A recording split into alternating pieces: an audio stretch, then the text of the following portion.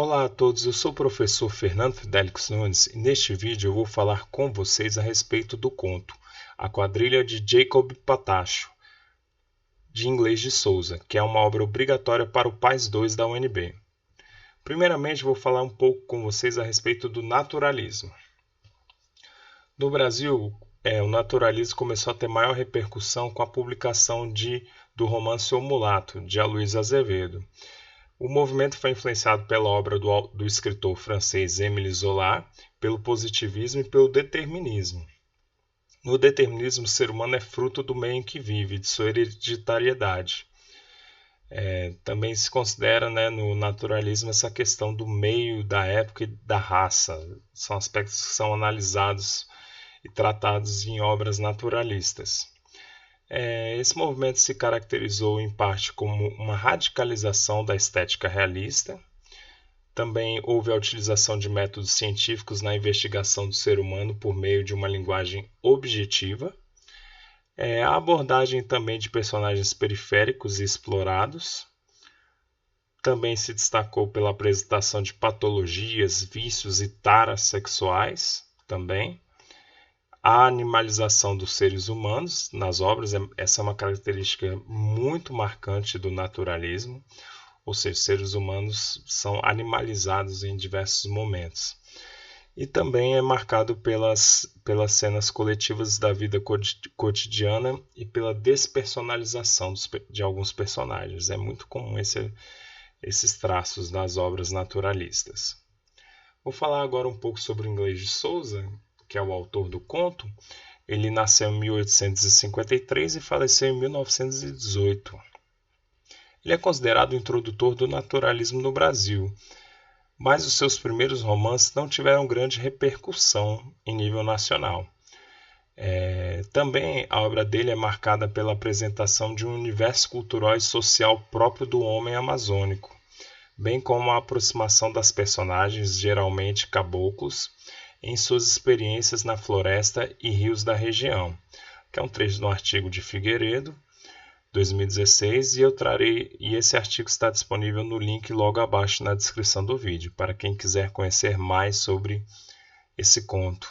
Tá bom, gente? E as principais obras do autor foram O Cacaulista, de 1876, O Coronel Sangrado, de 1877, O Missionário, de 1888 e Contos Amazônicos, de 1893. O conto A Quadrilha de Jacob Patacho pertence ao livro Contos Amazônicos, publicado em 1893. Esse conto vai apresentar costumes e elementos da vida humana na Amazônia. O conto trata da quadrilha de Jacob Patacho, que realmente existiu o Jacob Patacho, gente. E esse conto foca em um episódio de crueldade praticado por essa quadrilha.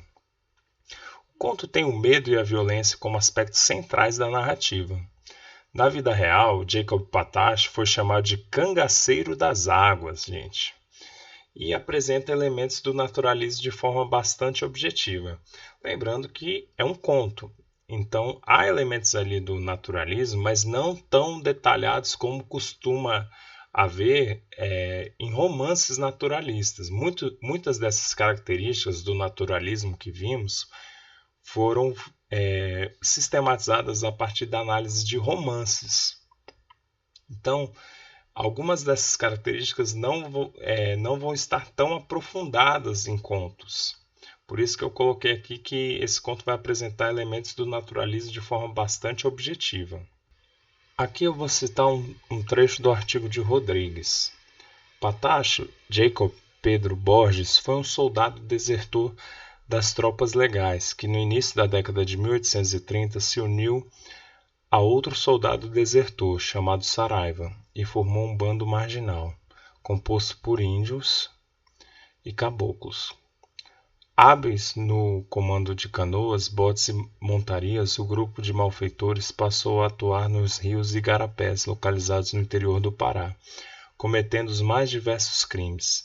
Em 1832, por intermédio do padre João Venâncio de Brito, quase todos todos os integrantes do bando foram presos ou mortos na localidade de Baião, com exceção do líder, Jacob Patacho, que ao refugiar-se em Belém, também acabou sendo capturado e recolhido à Fortaleza da Barra pelo capitão Afonso de Albuquerque Melo, comandante da Guarda Municipal.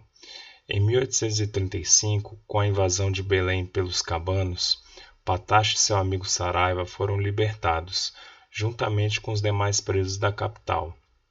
No ano seguinte, já refugiado na cidade de Cametá, planejou tomar o poder na cidade, mas uma tropa enviada pelo Marechal Soares Andréa conseguiu debelar a ação dos supostos rebeldes.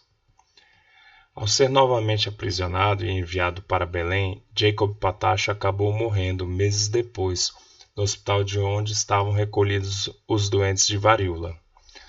Aqui uma informação bem importante sobre essa figura.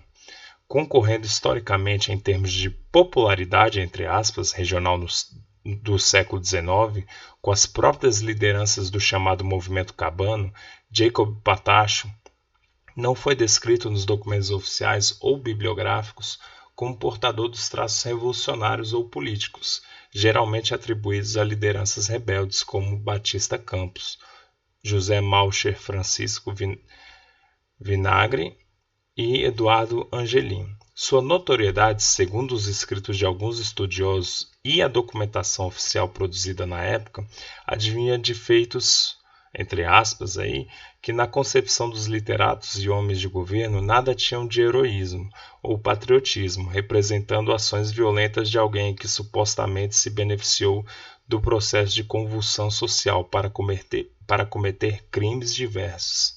Então vocês viram aí como era uma figura bastante associada a crimes diversos, à violência, ao medo também. E também Rodrigues destaca no artigo, falando agora sobre o conto, aqui vocês viram informações relacionadas à vida do Jacob Patacho. Agora vamos aqui de forma mais restrita ao conto em si. O conto de Inglês de Souza, aqui a quadrilha de Jacob Patacho, que aqui é referido aqui no artigo, aborda o ataque do bando criminoso comandado por Jacob Patacho ao sítio de Félix Salvaterra, localizado às margens do rio Tapajós. O literato entrelaça, aqui o escritor é o literato, entrelaça elementos históricos e ficcionais, com o intuito de narrar as ações do Cangaceiro das Águas e de seus seguidores com ares de suspense e dramaticidade, transformando o sentimento de medo vivenciado por alguns personagens em um dos elementos principais da narrativa.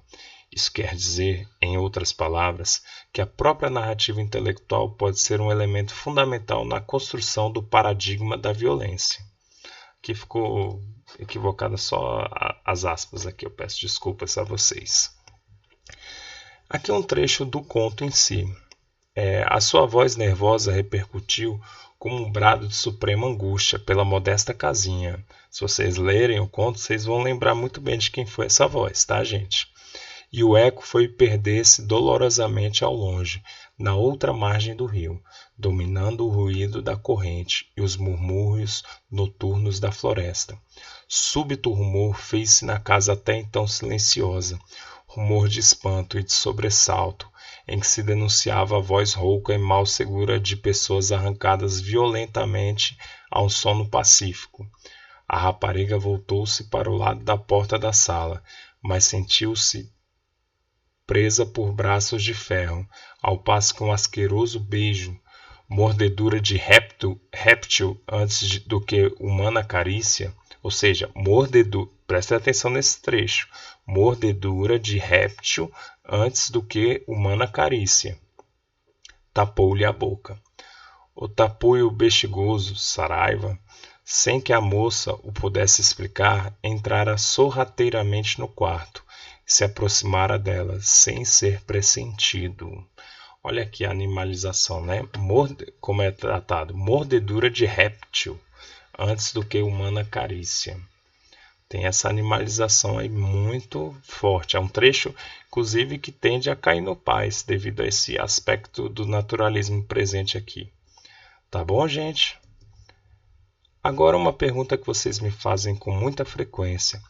Como pode cair no Paz esse conto? Primeiramente, análise morfossintática de um fragmento do conto. Depois eu destaco que pode ter a identificação de elementos da estética naturalista. Pode cair algum item relacionado ao vocabulário do conto. Uma relação com a revolta da cabanagem. Esse ponto pode ser um diálogo muito interessante do conto com a história. E por fim eu destaco que na prova de redação o conto pode ser um texto motivador para discutir o medo e a violência em uma dissertação argumentativa. Bem, gente, é isso. Espero que tenham gostado da aula e caso tenham qualquer dúvida é só deixarem as dúvidas aqui abaixo nos comentários do vídeo, tá bom? Tchau para vocês e até a próxima.